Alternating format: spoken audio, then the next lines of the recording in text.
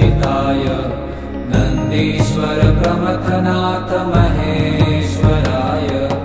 मन्दार पुष्प बहु पुष्प सुपूजिताय तस्मै